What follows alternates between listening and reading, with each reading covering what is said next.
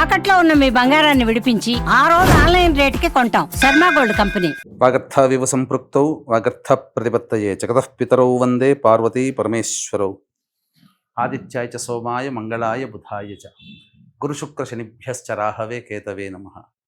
శృంగేరి జగద్గురు పీఠాధిపతులకి, కంచి పీఠాధిపతులకి నమస్కారములు తెలియజేసుకుంటూ కార్యక్రమాన్ని ప్రారంభిద్దాం. ద్వాదశ రాశులకు సంబంధించి 1 జూలై నుంచి 15 జూలై వరకు వివిధ రాశుల్లో జన్మించినటువంటి వారికి ఏ విధంగా ఉండబోతుందో తెలుసుకునే ముందు గ్రహ సంచారం గురించి తెలుసుకుందాం.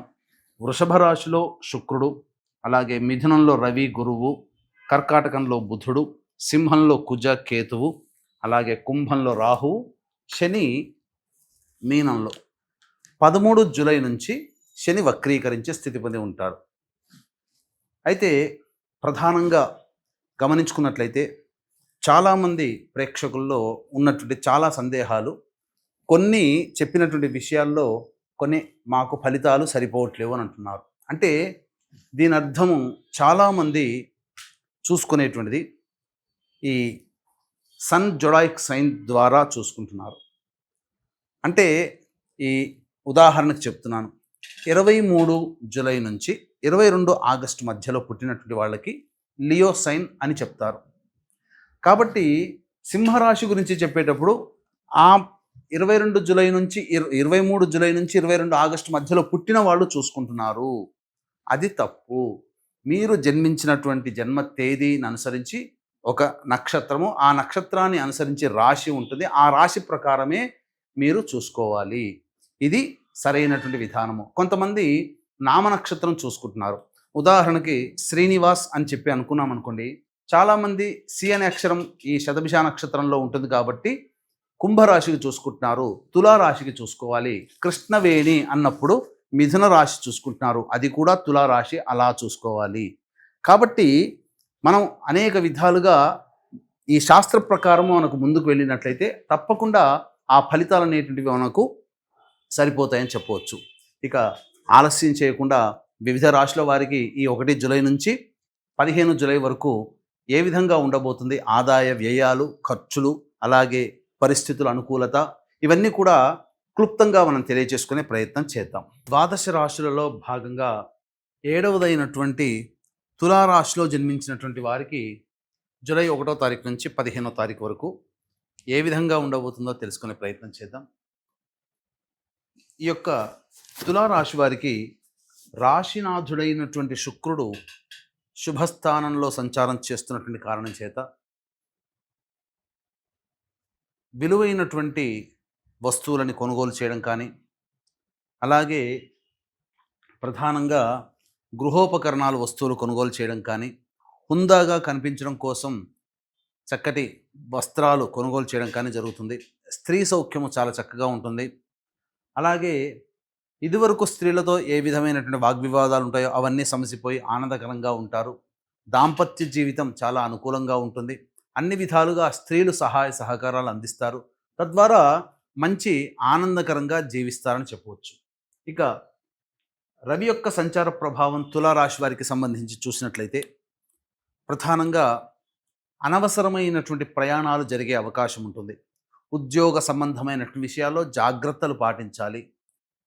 అజాగ్రత్తగా ఉన్నటువంటి కారణం చేత కొంత నష్టం, అది ధన రూపేణ కావచ్చు, లేకపోతే వస్తు రూపేణ కావచ్చు, ఏదైనా కానీ ఏమరపాటుతో కనుక ఉన్నట్లయితే నష్టపోయే అవకాశాలు ఈ యొక్క రవి సంచార ప్రభావంలో కలుగుతాయి. అలాగే పిత్రార్జితానికి సంబంధించినటువంటి విషయాలు మీరు కొలిక్కి వస్తాయని చెప్పవచ్చు. చర్చలు జరుగుతాయి. తాత ముత్తాతల ఆస్తికి సంబంధించినటువంటి వ్యవహారాల్లో చర్చలు ముందుకు సాగుతాయని చెప్పవచ్చు.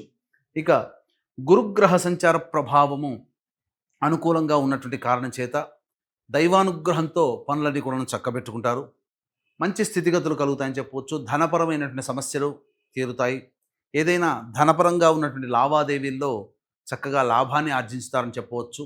రాని బాకీలు కూడా వసూలయ్యే అవకాశము గోచరమవుతుంది. ఇక బుధగ్రహ సంచార ప్రభావం కూడా అనుకూలంగా ఉన్నటువంటి కారణం చేత ఇదివరకు ఎప్పుడో పెట్టుబడి పెట్టినటువంటి వాటి మీద సంబంధించినటువంటి లాభాన్ని పొందే అవకాశం గోచరమవుతుంది.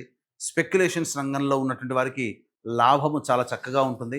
అన్ని విధాలుగా అనుకూలంగా ఉంటుంది. తండ్రి తరపు బంధువులని కలుసుకునే అవకాశాలు గోచరమవుతున్నాయని చెప్పవచ్చు. ఇక లాభస్థానంలోనే కుజుడు కేతు యొక్క సంచార ప్రభావం అనుకూలంగా ఉన్నటువంటి కారణం చేత ముఖ్యంగా న్యాయ సంబంధమైనటువంటి వివాదాల్లో మీకు విజయాన్ని పొందుతారు. భూలాభము లేదా భూ సంబంధమైనటువంటి విషయాల్లో మీకు అనుకూలంగా ఉండే అవకాశం గోచరమవుతుంది. అన్ని విధాలుగా అనుకూలంగా ఉంటుంది. మీ వాక్కుకి విలువ పెరుగుతుందని చెప్పవచ్చు. ఇక ప్రధానంగా చూసుకున్నట్లయితే రాహు యొక్క సంచార ప్రభావము ప్రధానంగా సంతానం మూలకంగా కొన్ని కష్టాలు వచ్చే అవకాశం, మాటలు పడాల్సిన అవకాశము, సంతానం మూలకంగా ఖర్చులు పెరిగే అవకాశం ఉంటుంది. శని కూడాను సంపూర్ణంగా యోగంగా ఉన్నటువంటి కారణం చేత ప్రధానంగా జూలై 13వ తారీఖు నుంచి శని వక్రీకరించినటువంటి కారణం చేత ఇటు మీనరాశి ఫలితము, కుంభరాశి ఫలితాన్ని కూడా ఇస్తాడు. కాబట్టి 9వ తారీఖు నుంచి కొన్ని ఒడిదుడుకులు ఉండే అవకాశం ఉంటుంది. ఏతావాత చూసుకున్నట్లయితే ఈ తులారాశి వారికి ఒక్క రవిగ్రహము అనుకూలంగా లేని కారణం, మిగతా అన్ని గ్రహాలు కూడా సంపూర్ణంగా మద్దతు తెలియచేయడం, ఈ కారణాల చేత అనుకున్న దానికంటే ఎక్కువగా శుభ ఫలితాలు ఈ తులారాశిలో జన్మించినటువంటి వారు పొందుతారు. కాబట్టి దైవానుగ్రహాన్ని పొందే ప్రయత్నం చేసుకుంటే చాలా మటుకు సమస్యలు శాంతిస్తాయి. అయితే ఈ రాశిలో జన్మించినటువంటి మహిళలకి కోల్పోయిన చోటే మళ్ళీ తిరిగి గౌరవం పొందే అవకాశం ఉంటుంది. మీ మాటని అందరూ గౌరవిస్తారు. అన్ని విధాలుగా సహాయ సహకారాలు మీకు ఇస్తారు. కుటుంబంలో కావచ్చు, సంఘంలో కావచ్చు, బంధువుల్లో స్నేహితుల్లో కావచ్చు, మీకు ఆదరణ పెరుగుతుంది. విలువైనటువంటి బంగారు వస్తువులు కానీ, లేకపోతే గృహోపకరణాలు కానీ, ఆభరణాలు కానీ కొనుగోలు చేసే అవకాశం ఉంటుంది. ఈ రాశిలో జన్మించినటువంటి మహిళలకి వివాహ యోగ్యత కూడా చక్కగా ఉంటుంది. వివాహ సంబంధాలు కుదురుతాయి. సంతానపరంగా ఎదురు చూసేటువంటి వ్యక్తులకి సంతానము అనుకూలంగా కలగడము, అలాగే సంతానపరమైన సమస్యలు కూడా తీరుతాయని చెప్పవచ్చు. విద్యార్థులకి, ఈ తులారాశిలో జన్మించినటువంటి విద్యార్థులకి కోరుకున్నటువంటి చోట యూనివర్సిటీలో ప్రవేశం లభిస్తుంది. ఉత్తీర్ణత శాతం అధికంగా ఉన్నట్టు కారణం చేత మంచి స్థితిని పొందుతారని చెప్పవచ్చు. అలాగే ప్రధానంగా అన్ని రకాలుగా ఈ రాశిలో జన్మించినటువంటి వారికి మంచి యోగ్యత కలుగుతుంది. ఇక దైవానుగ్రహమే అందరికీ ఉండాలని తెలియచేశాం కాబట్టి ఇట్టి దైవానుగ్రహం అందించాలనేటువంటి సత్సంకల్పంతో ఈ ఆషాఢ మాసం వారాహి నవరాత్రుల సందర్భంగా 9 వారాహి దేవతల యొక్క హోమాది కార్యక్రమాలు జరపబడతాయి. మీ జాతకరీత్యా కలుగు విద్య, వివాహ, ఉద్యోగ, దాంపత్య, అనారోగ్య సమస్యల నివారణకి, కోర్టు సమస్యల నివారణకి, శత్రుభయం తొలగడానికి, ముఖ్యంగా భూపరమైనటువంటి సమస్యల నివారణకి ఈ 9 వారాహి దేవతల యొక్క హోమాలతో పాటుగా మేష, మిథున, కర్కాటక, సింహ, కన్య, వృశ్చిక, ధనస్సు, కుంభ, మీన రాశుల్లో జన్మించినటువంటి వారికి శనిదోష పరిహారార్థమై శనీశ్వర హోమాలు అనేటువంటివి జూలై 5వ తారీఖు రోజున సాయంత్రం 7 గంటలకి కార్యక్రమం ప్రారంభమవుతుంది. కావున జూలై 5 సాయంత్రం 5 గంటల లోపల మీ గోత్రనామాలు నమోదు చేసుకోవచ్చు. ఈ కార్యక్రమంలో నమోదు చేసుకున్నటువంటి వారికి శక్తిపాతము చేయబడినటువంటి శంకరంగలి మాలని అందివ్వడం జరుగుతుంది. ఇక రోజువారీ కార్యక్రమంలో జూలై 1వ తారీఖు నుంచి 15వ తారీఖు వరకు ఆదాయ వ్యయాలు, మానసిక పరిస్థితి ఎలా ఉంటుందో తెలుసుకునే ప్రయత్నం చేద్దాం. 1వ తారీఖు రోజున అన్ని రంగాలలో ఉన్నటువంటి వారికి ధనాదాయం చాలా చక్కగా ఉంటుంది. విందుల వినోదాల్లో పాల్గొంటారు, ఖర్చులని తీర్చుకోగలుగుతారు, ఆదాయం చాలా చక్కగా ఉంటుంది.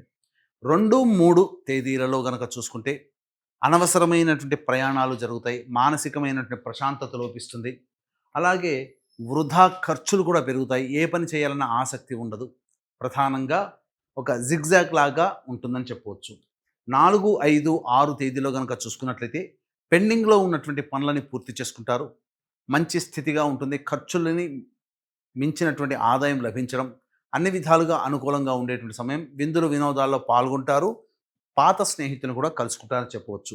ఇక 7, 8 తేదీల్లో ప్రధానంగా మాట తీరు మీకు సరిగ్గా లేకపో కారణం చేత కుటుంబంలో కొన్ని మనస్పర్ధలు వచ్చే అవకాశం ఉంటుంది, ధనము కూడా ఖర్చు అయ్యే అవకాశం ఉంటుంది. కాబట్టి జాగ్రత్తలు పాటించండి. ఎలక్ట్రానిక్ వస్తువులు కొనుగోలు చేసే అవకాశాలు గోచరమవుతున్నాయి. అలాగే కంటి సంబంధమైనటువంటి ఇబ్బందులు కలుగుతాయని చెప్పవచ్చు. 9, 10, 11 తేదీల్లో ఈ తులారాశిలో జన్మించినటువంటి వారికి సోదర సోదరిమణుల సహాయ సహకారాలు, ఇతరుల యొక్క సహాయ సహకారాలతో మీ పనులన్నీ కూడాను పూర్తి చేసుకుంటారు. ధనాదాయం కూడా చాలా చక్కగా ఉంటుంది, రాని బాకీలు వసూలవుతాయి. 12, 13, 14, 15 తేదీల్లో వాహనాన్ని నడిపేటప్పుడు జాగ్రత్తలు పాటించాలి. అలాగే మీ ఆరోగ్యం పట్ల శ్రద్ధ వహించాల్సినటువంటి పరిస్థితి. వాహన మరమ్మతులకి, గృహ మరమ్మతులకి, అనవసరమైనటువంటి ఖర్చులకి మీకు ఎక్కువగా ఉండడం, ఈ కారణం చేత వృధా ఖర్చులు పెరుగుతాయి. ఏది ఏమైనప్పటికీ కూడా 2, 3, 12, 13, 14, 15 ఈ తేదీల్లో జాగ్రత్తలు పాటించండి. ఇక ఈ తులారాశిలో జన్మించినటువంటి వారికి రవి అనుగ్రహం తప్ప మిగతా అన్ని గ్రహాలు అనుకూలంగా ఉన్నటువంటి కారణం చేత ప్రతిరోజు సూర్యుడికి నమస్కారము, సూర్యాష్టకం 6 సార్లు పారాయణం చేయడము, అలాగే శివ కవచము లేదా రుద్ర కవచము అనేటువంటిది రోజుకి 3 సార్లు పఠించండి. తద్వారా చాలా మటుకు సమస్యలు పరిష్కరింపబడతాయి. ఇప్పుడు చెప్పినటువంటి సమస్యల కంటే ఇంకా ఎక్కువగా సమస్యలతో సతమతమవుతుంటే దగ్గరలోని మంచి ఉపాసనా పరులైనటువంటి జ్యోతిష్యులను సంప్రదించి వారి సలహాలు, సూచనలు కనుక పాటించినట్లయితే మరింత మెరుగైనటువంటి జీవితాన్ని పొందుతానని తెలియజేస్తూ సర్వం శ్రీ ఉమామహేశ్వర పరబ్రహ్మార్పణమస్తు.